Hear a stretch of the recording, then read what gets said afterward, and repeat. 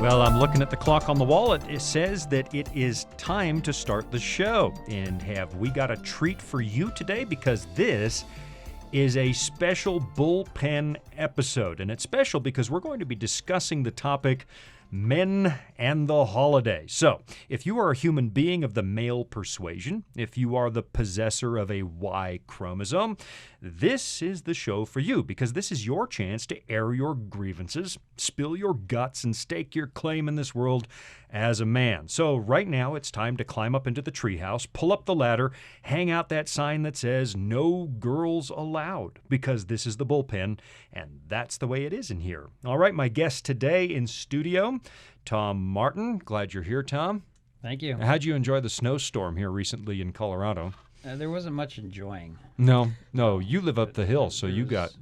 Yeah, there was like 6 hours of shoveling, snow blowing. That's your male privilege right there. Well, I felt manly doing it, but there's a limit. Yeah, there is. To snow depth. There's a limit to manliness? Yeah. It exceeded the limit. Yeah, and we've got Alex Rodriguez, who also lives in the foothills. You got nailed with the storm too, right? I did.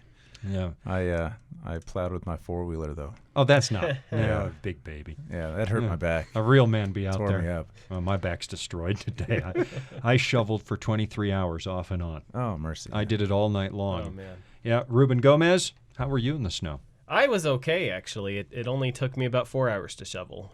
But What I had in a the world? neighbor come over and help How me. far It was south amazing. do you live? Oh, I live... Oh, you had a neighbor. Yeah, I had a neighbor help, so it would have taken twice as long. You know what I did? Because I had back surgery, 14, 15 years ago.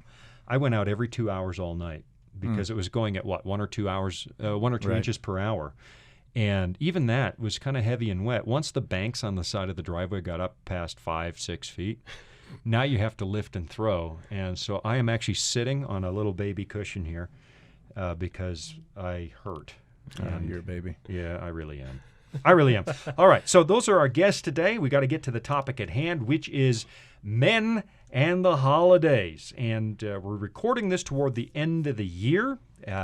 So Thanksgiving has come and gone as we're sitting in studio. People are thinking about Christmas as we are sitting here. And you may be listening to this after Christmas Day, but it still applies. You will be in the holidays as you hear this. Unless you're in rerun season, then who knows? You could be listening to this in July. Would we run this again in July? Sure, I hope so. Sure. Christmas in July, why not? Yeah, there you go. Yeah. So we'll probably dwell on Christmas and Thanksgiving a little bit, but we can drift into the other holidays if you want.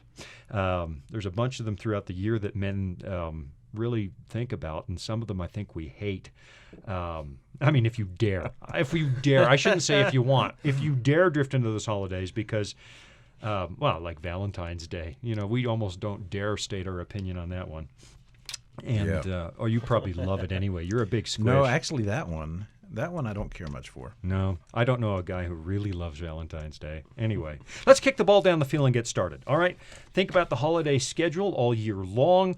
Guys, which of the holidays is your favorite, and which one do you hate the most? Thanksgiving is my favorite. Why? There's so many memories behind Thanksgiving growing up. It was just the day that everybody got together. There was lots of good food. It was a chillax day. And that carries over into our house right now with our 2 daughters and my wife. We just have a good old time with just spending time together. And there's really not a lot of pressure for gifts and commercialism. Yeah. It's on my list too. Thanksgiving's top of the list for me because it just seems that the motives are pure. It's about gratitude, and you're right. I don't have to go shopping, and we actually didn't do much this year. We crashed, and Exactly. yeah. Guys, Alex, Tom, favorite holiday? It's Christmas, man. Oh, It's I knew Christmas, it. baby. I knew it. Yeah, that's what I'm talking about. Oh, bring it on, man. Bring it on. Turn in your man card, please. Oh, man. Play Christmas music all year long, waiting for it. Oh, the smells, the sights. Oh, I love it. Yeah, no. You have to surrender your man card. Tom? I would have to say Christmas also. Oh, no! But not so much, the gifts and the traditional Christmas stuff. It's more, everybody's off work in my family around that time. So it's Okay, that's fair. It's good to, get together then. I like the crowds in the shopping malls. You like them? Did you just say you like them? Oh yeah. Well, no, I don't like. Oh right. You know what? This is the bullpen, guys. I think you're in the wrong. You're in the wrong studio. You're outnumbered, man. Just going out. The mall? Really? You love the mall? The deals you can get if you need something. It's. I'm telling you. Hopefully, by mall you mean Home Depot. Well, yeah. Oh, I didn't say that. Yeah. I'll be more specific. Oh no. Oh, that's not right. I did not expect that. All right. Thanksgiving's number one for me. My second would be the 4th of July. And I guess it's a pretty simple reason for that is I'm an immigrant. And I do believe, and we've got a series coming out here at the Voice of Prophecy on why America was built on biblical principle. And it's not what most people think, but I do believe that it is. And here's this grand experiment where people can relate directly to God without intervention by clergy or monarchs. And so 4th of July is huge for us. And the best 4th of July ever was probably the year after I got my American citizenship. Nice. It's like I'm sitting there and I didn't cry, but I did tear up a little. It was dusty out there. Really dusty. Yeah, really dusty out there. Okay, least favorite. Oh man, it's the heart one, man. Yeah. It's Valentine's Day, man. That's my least favorite one. Why? I don't know. It's mushy. It's so mushy. Says the big Christmas mush. No, man. Christmas is great. Christmas is, it's got family, it's got food, it's got shopping. Yes, I said that on the air. It's shopping. I do like shopping. You love shopping. I too. love shopping, man. But Valentine's Hareem, Day, is this man. the bullpen we're recording? Am I in the right show? Oh man, Valentine's Day, mushy hearts. And do you like to wear a pretty cards dress when you're out shopping? A tutu. Yeah. Tutu. No, that's my daughter that likes to wear a tutu. Yeah. You love the But shopping. I've got little girls, and so they love Valentine's, and so Daddy's got to love that too with them. But deep down inside, I just don't care that much for that holiday. There's a whole lot of holidays though that we have during the year that I don't even celebrate. I don't even think about. No. 4th of July, Thanksgiving, and Christmas. Those are my big three. The rest of them, you can have them just about. President's Day. It's all those holidays end up being a work day for me. Well, no, I work every holiday. I actually work Christmas Day, which I just admitted on the air. Now I'll get letters, but I work Christmas Day too. I like work. I don't know. Valentine's Day, I don't like that one either. I tolerate it because I'm the only man in the house. But it seems to be an obligatory thing where the man is responsible to make all the women in the house very happy that day. Oh, yeah. I've got my routine. Yeah. Tom? That's for sure. Kind of the same with me. my wife grew up with two brothers, and she tells me, don't get me anything. So what do you do? Does she mean don't get me anything? Oh man! Or is she testing me to what I would get? And that's a slippery slope right there, brother. I typically blow it. I just don't know what to get. So I got my wife a vacuum. Oh, that's no. unpractical. Oh, good. Yeah, vacuum, Yeah. blender. And, I get your wife a table saw. Oh, you don't need it? I'll just move it into the garage. It's too bad. Take one for the team. That's what you got at Home Depot over Christmas shopping. Yeah. That's right. It's on sale, honey. Yeah. I got you a skill stuff for you. My wife always blames me for doing that, though. She's like, "You're getting yourself gifts," and I'm like, "No, honey, they're for you." Valentine's. That'd be a show in and of itself. Reading wives. Don't that's get me impossible. anything never means don't get me anything. Yeah. I don't think it. I think with my wife, don't get me anything means keep it modest. It doesn't mean nothing. I don't think. Okay. I don't know. Yeah, but Is then that when what you that don't means? keep it modest, I'm talking price here. When you don't keep it modest, then they're excited anyway. So it's like, well, what did you really What do mean you with really that? want? Yeah. I don't know. For our anniversary, it's like, are we going to get each other anything? No, let's not. That's a minefield. Although Gene's pretty reasonable, and so we always end up doing it anyway. There's at least a card Okay. or something. Ruben, least favorite. I'm not going to say Valentine's Day because Your wife's going to listen to the show. I'm not going to self-incriminate myself. But, I even though I don't quite fully understand it, because you know what? My Valentine's Day every day, honey, is my anniversary. If you're listening, Oh. that's just, I don't like going along with the crowd on Valentine's Day. It used to be fun when I was a kid, right? You got the little cards from your crush and but it's still not my least favorite. My least favorite, it's hard to say. And I'm going to say this on a Christian radio program, but it's probably Easter. And you know why? It's not because of what it represents, but it's because of the Easter Bunny. Like all the stuff that had, like I don't like the Easter Bunny. Oh. Okay, I wasn't tracking with you. I thought you were saying that was your favorite one. It was because of the Easter Bunny. I was like, do you have my favorite? Man. No. That's my least favorite. Do you have bad Easter Bunny dreams? Yeah, Ruben? I do. These things in these walking costumes, I dream about them to this day. They did kind of freak me out. It makes sense because I was always afraid of clowns growing up, and so it's kind of like this massive clown with these cute puffy cheeks, and it just bugs me to death. I don't know. No, it's not. It's hard to say. I don't really. Oh, hate a holiday. I am so buying you an Easter Bunny in April. It's just, in all seriousness though, Easter's, supposed to celebrate, the death and resurrection of Jesus, of our Savior, and I am totally for that. But I've never had, as a parent, just reconciling what my kids see out there with what Easter is supposed to mean in the Christian world. Right. It has been really difficult for me. Well, So we sit down and we have, we do focus on that, and I enjoy that time talking about the death and resurrection, but everything that leads up to it.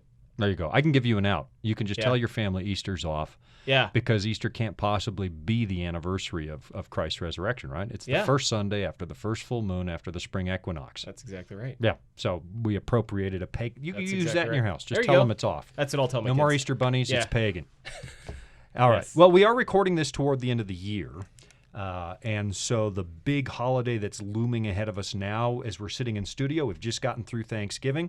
Christmas is coming, and so what we're going to do is spend a few minutes discussing Christmas, even though we have a couple of guys in here who may not actually be men because the Christmas is their favorite holiday. Christmas is here again.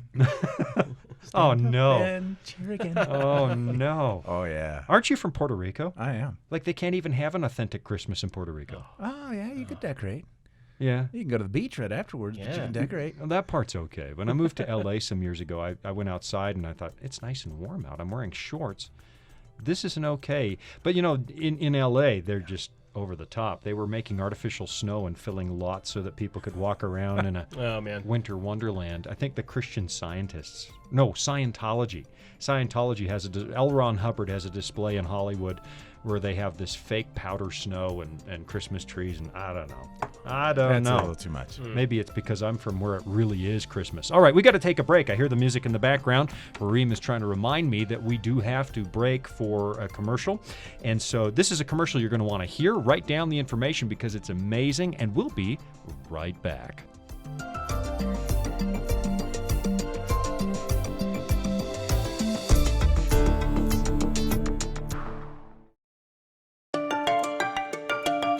Are you searching for answers to life's toughest questions? Like, where is God when we suffer? Can I find real happiness? Does my life really matter to God? Or is there any hope for our chaotic world? The Discover Bible Guides will help you find the answers that you're looking for. Visit us at BibleStudies.com or give us a call at 888-456-7933 for your free Discover Bible Guides. Study online on our secure website or have the free guides mailed right to your home. There is never a cost or obligation. The Discover Bible Guides are our free gift to you. Find answers in guides like A Second Chance at Life. You'll find answers to the things that matter the most to you. Visit BibleStudies.com and begin your journey today to discover answers to life's deepest questions.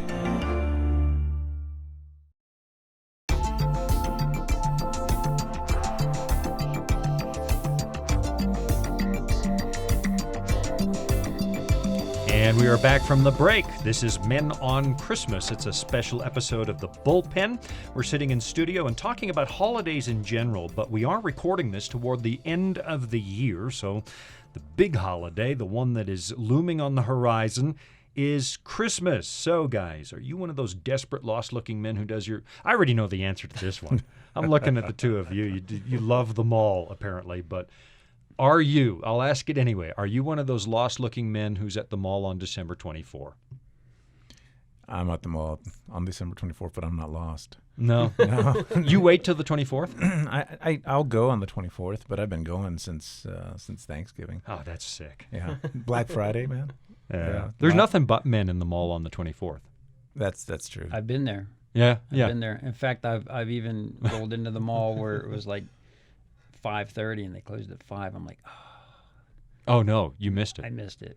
Well, it's not that I missed everything. It's just that I missed, like I said, kind of like the Valentine's Day. You just don't know what's good enough. so you know, should there be one more? So do you second guess yourself? You get something and then a week later? Many times. Yeah. Many times. I do that. Well, not so much second guess on what I've got, but I second guess on how much I've got. Oh. You know. Is it enough? Yeah. And is it enough? Seems to be. You said you mess up Valentine's Day. Do you mess up Christmas? I don't think so. Not anymore. not anymore. Not after his wife has had a few talks with him. He gets it right now. Yeah. We talk a lot about it nowadays, and she tells me this and this. So if you get what's on her list, you do good. Yeah. That's why I like Amazon. They can actually build a list with the exact item. Mm-hmm. And I don't have to go to the mall. Click. But that's not. But But you'd miss the joys. But is that man. really? But is it really that fun?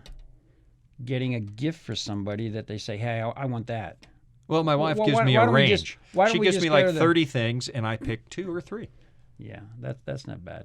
No. I like surprising, but I build an Amazon list all year long. Oh, hey, when an ad pops up, my wife would like that. Stick it in the file, and then when comes Christmas, with 3 clicks and 5 minutes, I'm done. Oh, you're a closet Christmas shopper then. No. All year long you're going. Yeah, now it comes out. I knew it. I just knew it. No, I'm trying to avoid the disappointment on my family's faces, I think. That's what you a 24th shopper?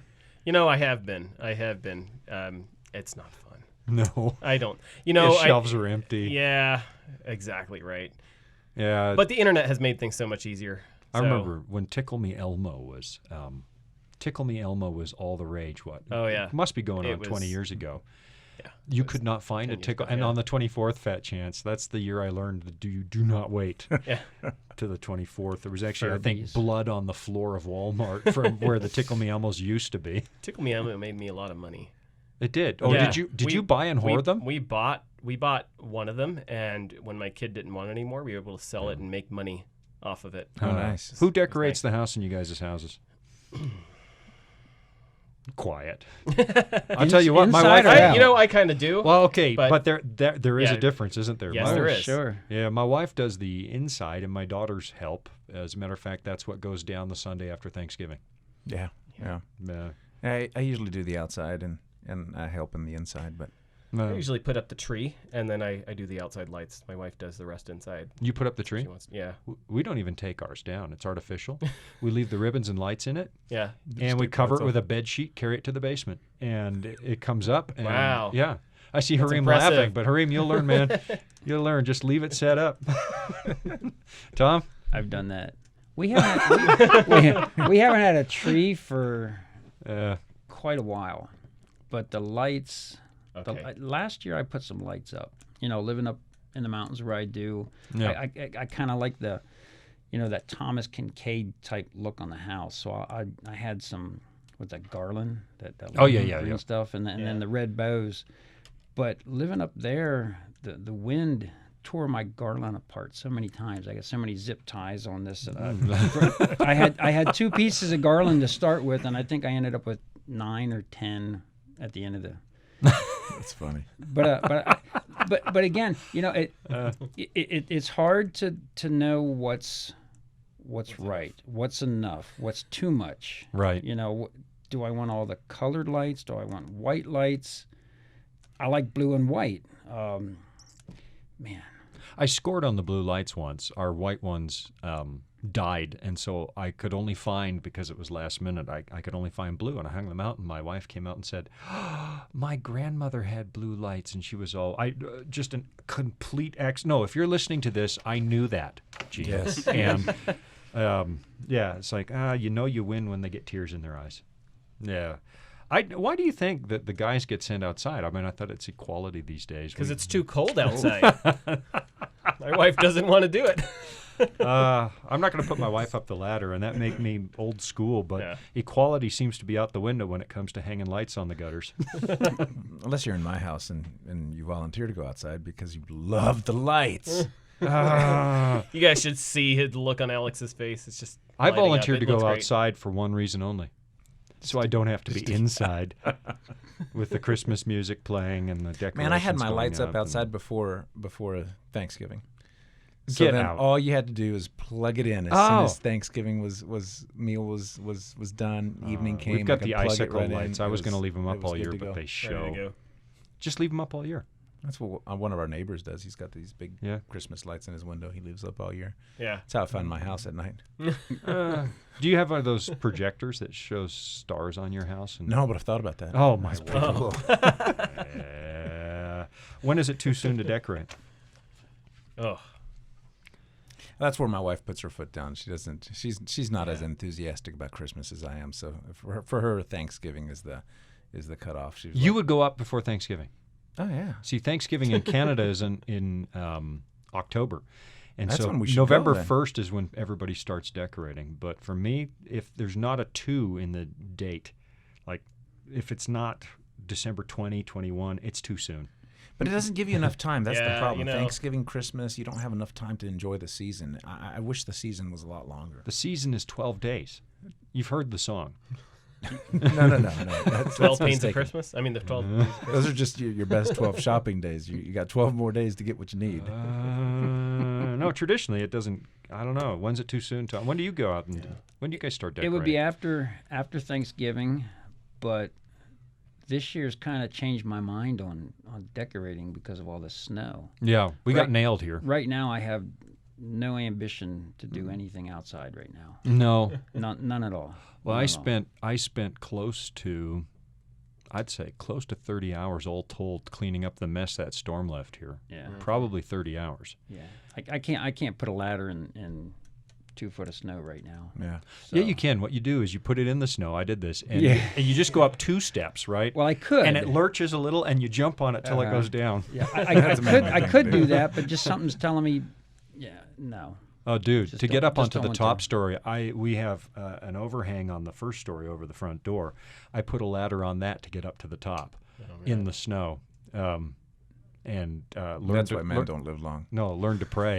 No, I had it on the ice up top. It's like it's like I got to get up Makes to the sense. top. I had an ice dam building up. I had to get up there.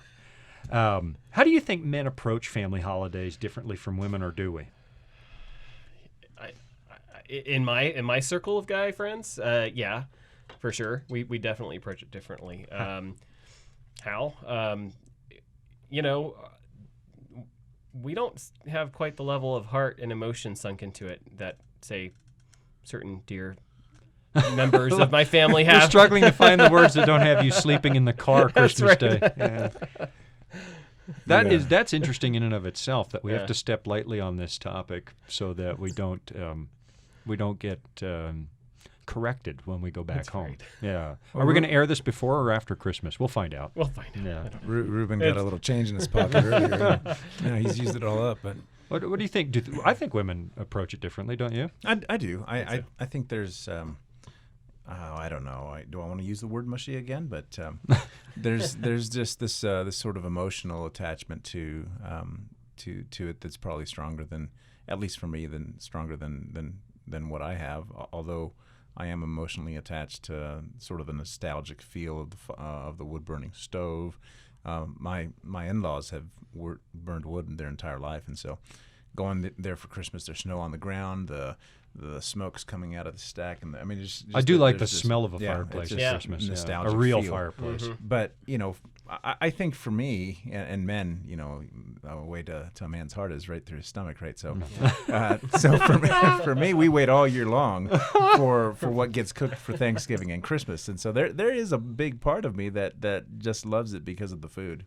I'm with you there. I'm with you there. Tom? Yeah. My wife, and again, I just have to refer to my wife because I don't know how the rest of the women feel, but she does a really good job getting the food, the preparations for that, the house cleaned and all that. But most of the bigger holidays we're visiting. You know, we have family outside of state. We have other, so we don't do a lot in our house for holidays. So it's not quite as, stressful. So I think my wife takes it really well. I think I look at Christmas, and I'm going to get in trouble for what I'm about to say, but Thanksgiving, Christmas, a lot of things there really seem to feed what are considered traditional female virtues: connectedness, nurture. My wife loves Christmas because the kids are home and she can fawn over them. I guess for me, I say that I don't like Christmas that much. I love Christmas Day when it comes. The preparation drives me crazy. But I look at it and I think, okay, you know what? Thank you, Lord. I provided for my family this year. We got to the end of the year. Yeah. We made it. There's food on the table. We're not wealthy. We don't have a lot. But there's food on the table. My kids are safe. They're home. And I guess it's that end of it I approach from, well, I like to provide. I like to provide. I haven't provided, I make a joke of it sometimes. Hey, Gene, look around. All this is yours because you married me. But there's a part of it, right? There is actually a meal on the table. And we're modest at Christmas. There's a little gift for everybody. And my wife is happy. She's glowing that day, and I feel that I played a role in providing. I don't know. There's a Bible verse that says that a man who does not provide for his family is worse than an infidel.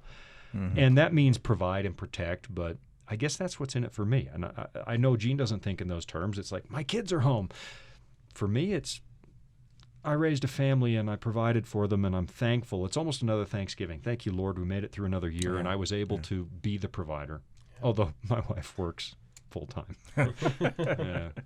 Well, there's something else for me. I think no matter what's happening in your life or in your family's life, Christmas is a time to slow down and put all those things aside, and for a day you just get a chance to rest. Yeah. Unless you're working.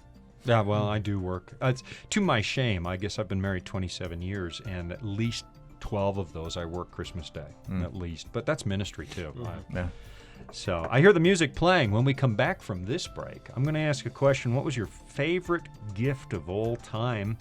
And this is The Bullpen. It's Men on Christmas and the holidays in general. We're going to take a little break. I want you to take advantage of these amazing offers for Bible study from the Voice of Prophecy, and we'll be right back.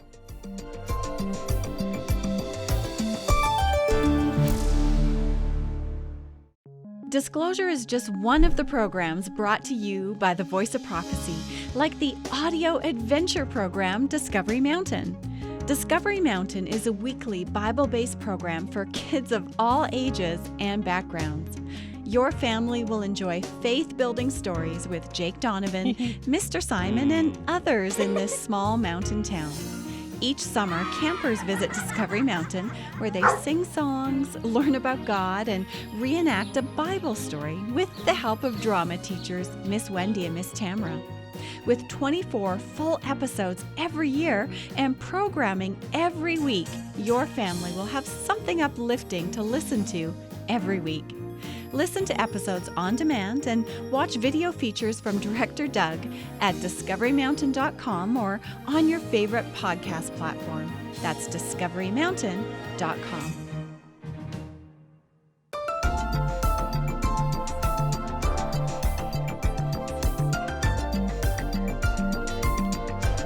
It is a special holiday episode of The Bullpen, which is a special episode of Disclosure from the good people at the Voice of Prophecy. My name is Sean Boonstra. We've got Alex, Tom, and Ruben in studio. We're discussing men and the holidays. And I guess we're a divided house.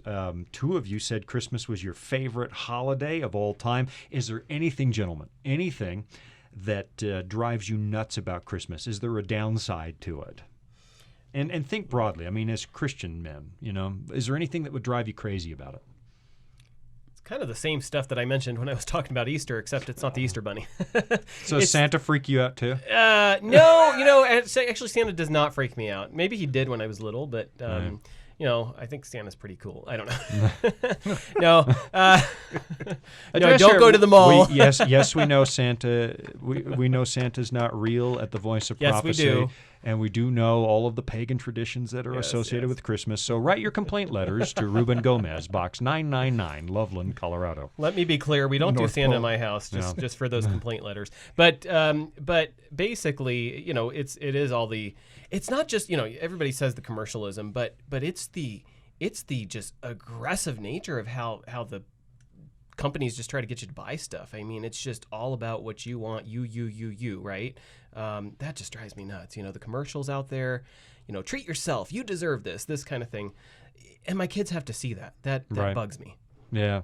I don't know. You mentioned we don't do Santa. We didn't do Santa either, and this isn't to condemn those who did at all. But as we were, Gene and I are converts, and as we raised our kids, I was probably stricter when they were little than I am today. I'm getting squishier as I get older, but we didn't do Santa because when it came to, if we're going to, and we understand here that December 25th is not the actual birth of Christ, but, and we know the Teutonic and pagan traditions behind it and stuff, but at least for one day of the year, the whole world is willing to talk about the birth of Christ, and I think that's well worth celebrating. But we chose no Santa because we didn't want our kids at any point, maybe this is right, maybe it's wrong, to, when they find out Santa's not real, I don't want them to conflate it with the birth of Christ. Amen. I don't know. Well, and I think that happens with just about any Christian thing out there. You have this.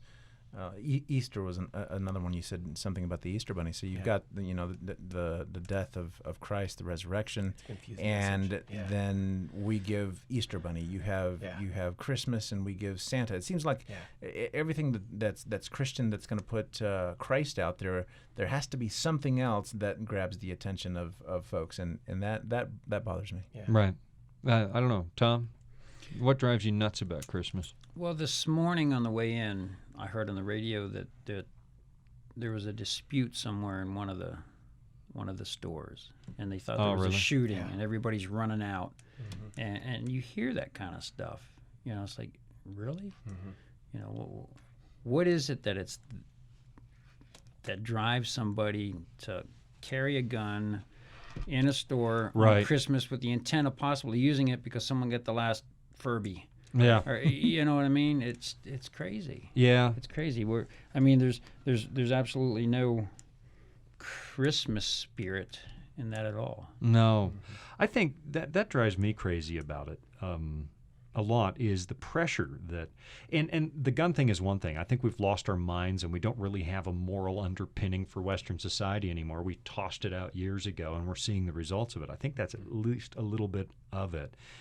But the pressure that comes on young families or poor families, your kid's going to go back to school in January and they're going to have to say, here's what I got for Christmas, and you feel pressure. And so we have families that are running up huge credit card debt because they feel the pressure. And again, I think it was you, Ruben, who mentioned all the commercials. They feel, man, we got to live up to that. And debt is not, what's recommended in Scripture at all. As a matter of fact, the Bible overall is anti-debt. And so running into debt just because you feel the pressure to give your kids a special holiday, I don't know, that's probably the thing that drives me nuts the most.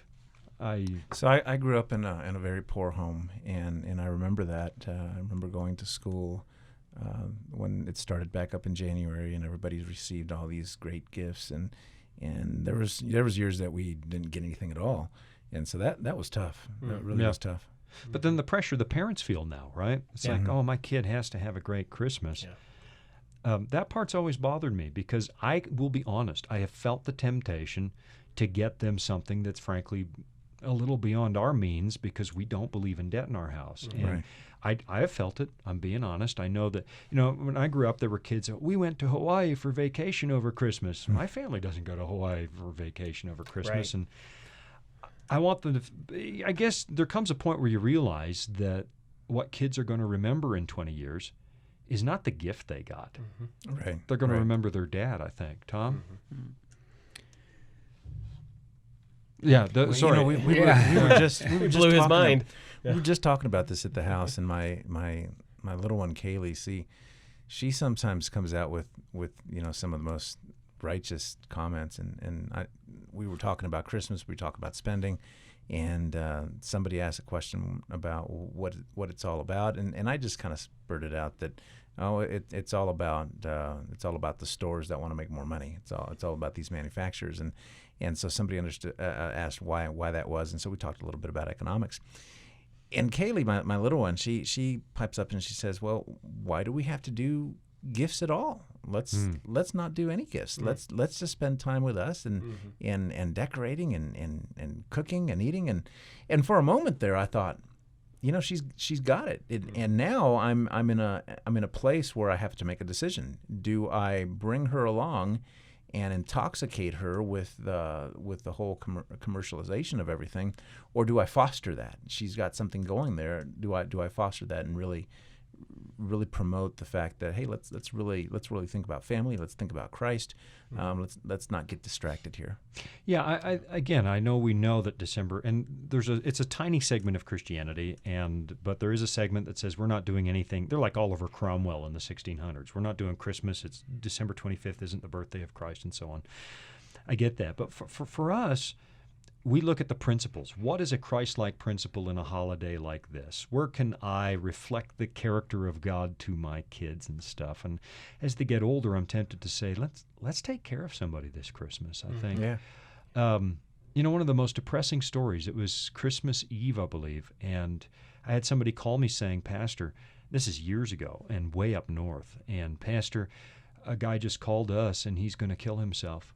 And he's a trapper, and I don't want to give too many details away so we can't figure out who he is, but he'd had his snowmobile break down on his trap line, and he froze his leg. He decided to walk out because no one's going to find him. They had to amputate the leg, and as soon as that happened, it was either his wife or his live-in girlfriend said, "I'm done with you," and walked out on him. And so Christmas Eve comes around, and he's alone, and he's threatening to take his own life. And that night, a lot of things came into focus for me. I spent the evening with him. He was intoxicated, so unfortunately we had to arrest him. The police were working with me.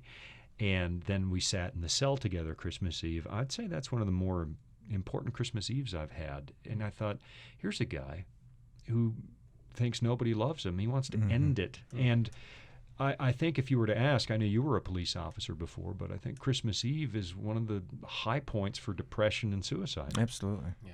And what can we as a family do to address that? I mean, my kids have enough stuff. I'll always get them a little something, but I like what you say. Let's foster that. Let's take care of somebody. Well, there's a combination of many things happening, from, like you talked about, the expense, the going into debt, but also the family. We have so many broken families. And it is a powerful family time, and all of a sudden you come to the end of the year and you realize, many people realize that they're alone, they have nothing, and that starts playing with their mind. What's the role of a man in a family holiday? Well, for me at the house, to get mushy, I guess now.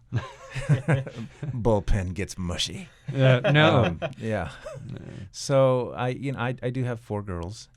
And they love the holidays. They love Valentine's. They love getting little cards out, and I want them to know that their dad is there. That provide that strength for them. I want them to find a man that cares for them in the future and loves every little thing that they do, even though can't stand some of this stuff, And so, for me, it's just important to be that father figure, that strength that they know that they can turn to and they can have fun with. Guys, the role of a man in the holidays, and biblically and otherwise. I think an example. I mean, to keep a balance, with the, you don't want to go overboard on, I mean, like, we like Christmas, but not going overboard and not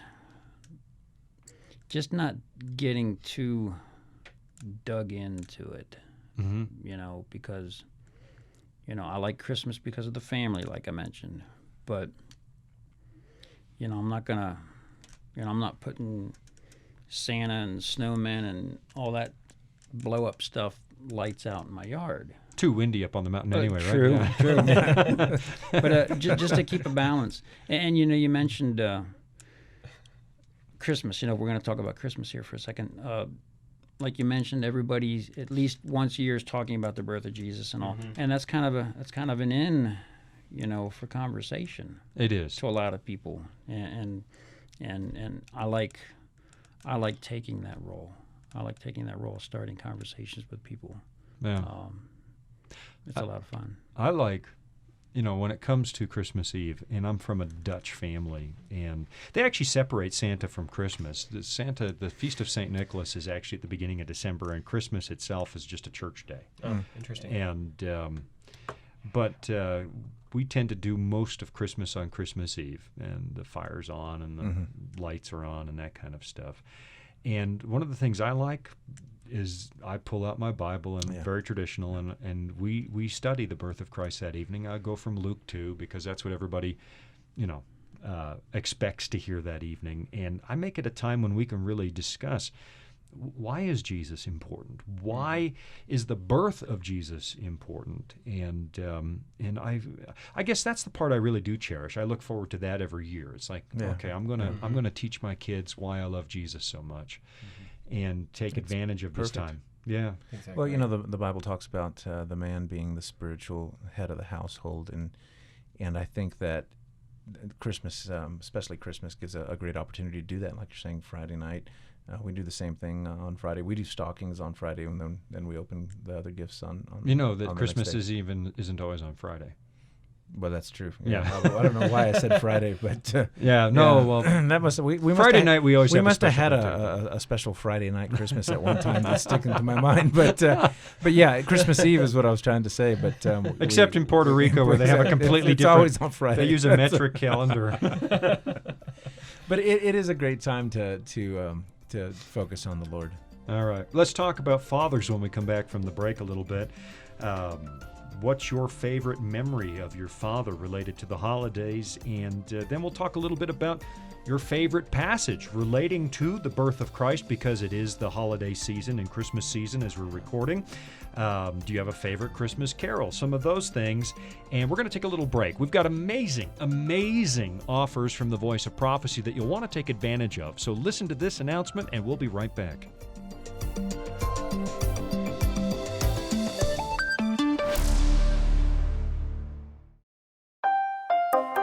Are you searching for answers to life's toughest questions like, where is God when we suffer? Can I find real happiness? Or is there any hope for our chaotic world? The Discover Bible Guides will help you find the answers you're looking for. Visit us at BibleStudies.com or give us a call at 888-456-7933 for your free Discover Bible Guides. Study online on our secure website or have the free guides mailed right to your home. There is never a cost or obligation. The Discover Bible Guides are our free gift to you. Find answers in guides like, does my life really matter to God? And a second chance at life. You'll find answers to the things that matter most to you in each of the 26 Discover Bible Guides. Visit BibleStudies.com and begin your journey today to discover answers to life's deepest questions.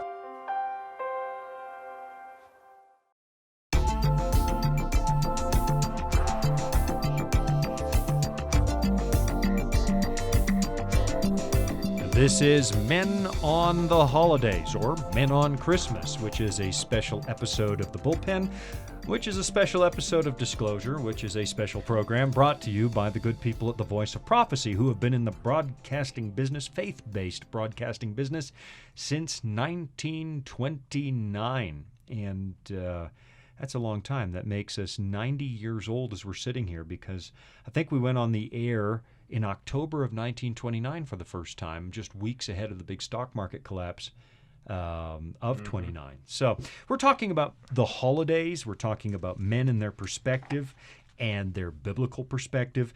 Let me ask you this. As you think back over various holidays, maybe Christmas in particular, but others as well, do you have any special memories of your own fathers for the holidays?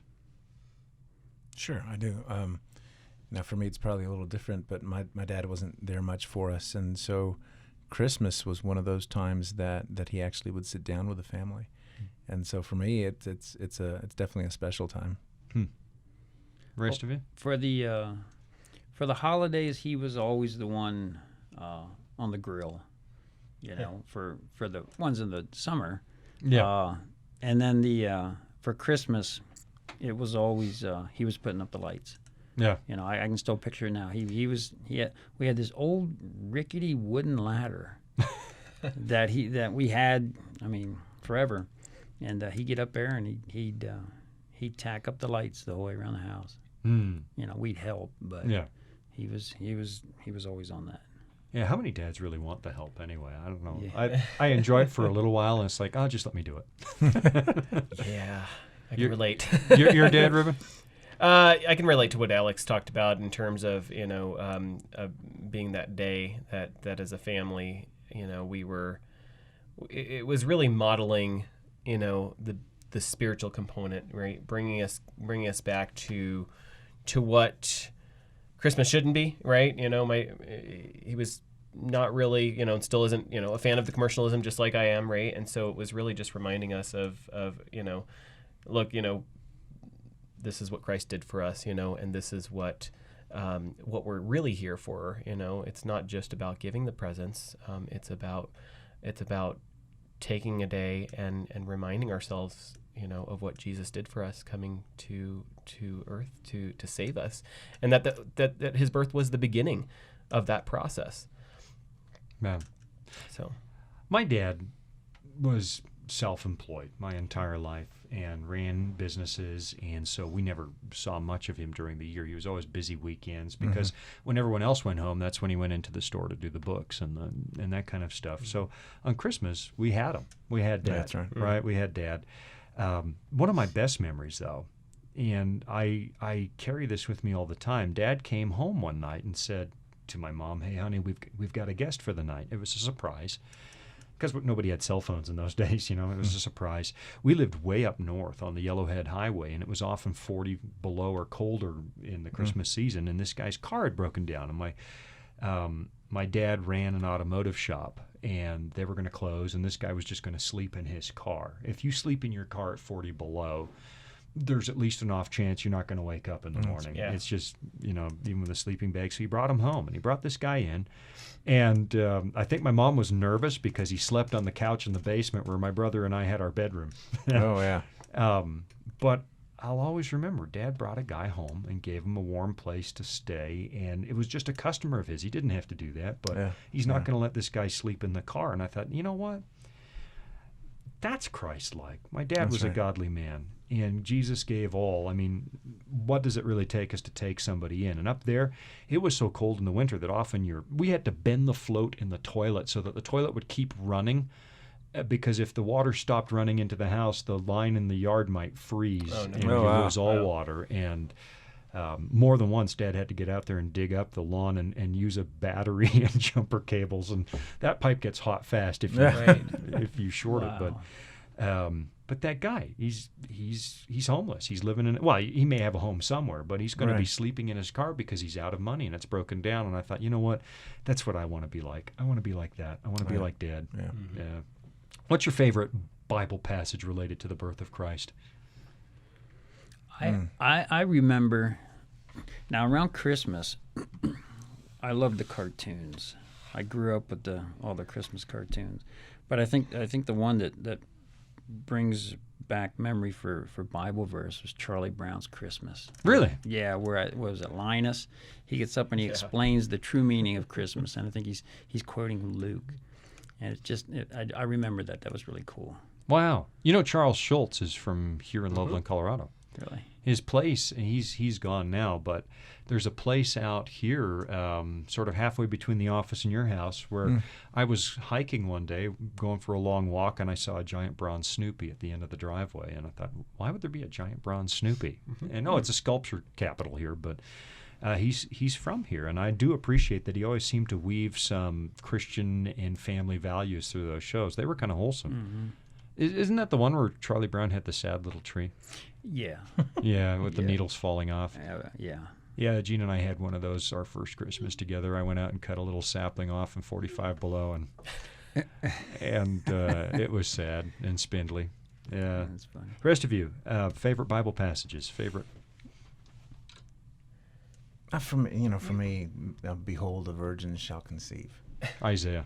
It's I just think about the whole impossibility of that, and that just leads me to the whole impossibility of our salvation and the gift. You talk about giving gifts on Christmas. Well, this is the greatest gift. The King of the universe has given himself, and the way that he did it is it's not producible by anybody. It's like God's salvation for humankind is something that goes beyond all measure. It answers any kind of questions, and God did it in such a way that no one can ever make a mistake and place somebody else in his place. Or it's so miraculous and massive that virgin verse just stands out to me. That's Isaiah 7. Is it Isaiah 7 or 9? It's Isaiah. I was actually looking at it. I'm like right the now, Apostle Paul. He always is writing somewhere it is written. It's in the Bible. It's in the Bible. It's in the Bible. Yeah. So I was looking it up, and I turned my phone back on and started sending texts. You got a favorite, Ruben? Yeah, I don't know if I have a favorite, but I was going to talk about that experience when Mary, similar to what Alex said, when the angel, came to her and said, do not be afraid, and he delivered the news to her. To me, from childhood, really, that has just fascinated me. I've always tried to put myself, as a fly on the wall in that room when that happened, and there's just something. What's the word? Just wondrous about it when I see it in my head about how it went down and what it must have been like to be Mary to receive that news. First, probably being afraid, and then not being afraid when you realize what's really happening here. So, yeah, for me, it's Micah 5:2 out of you, Bethlehem, Ephrathah, and the fact that Christ is born in Bethlehem. That's not where his family's from. They're from Nazareth. To make that happen, to make Micah come to pass, Augustus, there had to be the census. There had to be a Roman census in play. And I've grown to love history since I became a Christian, and so I've gone back and looked like, okay, what had to happen in what sequence in order for them to be in Bethlehem on the day that Christ is born, and it's mind-boggling. Yeah. This political uprising had to happen. This political underpinning had to be in place for the Roman Empire to think it necessary to collect taxes and have the census and have everybody travel home. And I think I'm in line with what you've said, Alex. It's impossible. And there's so much of this in the Bible that there's no mistaking who Jesus is when he comes. Yeah. He comes on time. He comes the way he said to come. Virgin birth in the right town, even though it's not home. That's right. It's mind-boggling to me. What about Christmas songs? Oh man! Oh yeah, the big mush. The big mush just stepped up to the microphone. Tell you what. Yeah. Probably what child is this? Greensleeves. You took mine. There is Cohen's Hallelujah. And there's a group. That is not a Christmas song. No, that's not a Christmas song. That is not a Christmas song. That is a dark, depressing song. There's a group, and I can't can't remember the name of it right now. But they put the Pentatonics, or it's not Pentatonics. Take Five. No, I'd have to look it up. I should have looked it up, but they took and turned it into a Christmas song. Yeah, dude, it is. The lyrics are spot on. It's just a powerful song. So that's a great. There's so much good Christmas music, and that's why we should be playing Christmas music all year long. Oh no, because it's about Christ. Oh no, all year long. There you go. Tom, you got a favorite? Yeah, I got two. One of the old traditional ones, that one, Do You See What I See? Oh, yeah. Oh, that's a good one. I love that one. And then one of the more modern one, the Where Are You Christmas by Faith Hill. Oh yeah. I don't know this one. I'm not going to sing it. No, But- okay. But no, I'm writing it down. But, though. oh, that's a good one. I have Spotify. I just like her voice. I like the song. It's like Where Are You Christmas? It's kind of like what happened? What happened? Why aren't we cheerful anymore? I don't know all the words, and I might even be way off base on the meaning of the song. But when it comes on, I turn it up real loud. I'm going to look That's that a up. good I've got a Spotify account. So, I bought the family Spotify account. That is marvelous. I haven't bought a Nice. CD in years. Nice. Favorite song for me, it's going to be the oddball here, the outlier, but I'm the son of Dutch immigrants, and the Dutch have a special seasonal song. And it's oddly enough, it's a Christmas song, and when I grew up, we sang it on New Year's Eve. We had to go to church for every occasion. I mean, I'm surprised they didn't have a Valentine's Day service in the church I grew up in, basically Reformed. It wasn't Dutch Reformed, that's a specific denomination, but we were Reformed and Dutch. And they sang one called Ere zij God, and that is glory to God in the highest, and it completely mimics. It's a repeat of what the angels sang to the shepherds that night, and the whole congregation stands and they end the year on this song. And it's moving to me. I've played it. I've went and found YouTube videos. Ere zij God, hey, Jean, listen to this. And she's not Dutch. And she's like, okay, that's nice. What do you mean not nice? It's the greatest song ever written, but there's something about it. And I guess it gets to me because humanity misses. John says that light came into the world and the light did not comprehend. The world did not comprehend it. Shepherds. The angels appear to shepherds, not to the king, not to the Sanhedrin, but to shepherds. And it teaches me something about, Jesus would have been humiliating himself to have been born in the palace that night, but he's born in a feed box. Yeah. He's laid in not born in the feed box. He's laid in the feed box. Mm-hmm. I guess the takeaway for me, if I really want to dwell on the birth of Christ, it's, I feel entitled some days. Why is this happening to me? And when I look at Jesus as my example, guys, what do you think? Mm-hmm. You're right. You're right on. I am talking about modern songs. David Phelps sings one on. It's just titled "Joy." Incredible lyrics, absolutely incredible. It's talking about the Father giving the Son to the world and commanding all of the angels to sing and right around about the time of his birth. It's just absolutely powerful. But yeah, heaven came down to earth. Uh-huh. And we missed it largely. Yeah. Largely. Yeah. Yeah.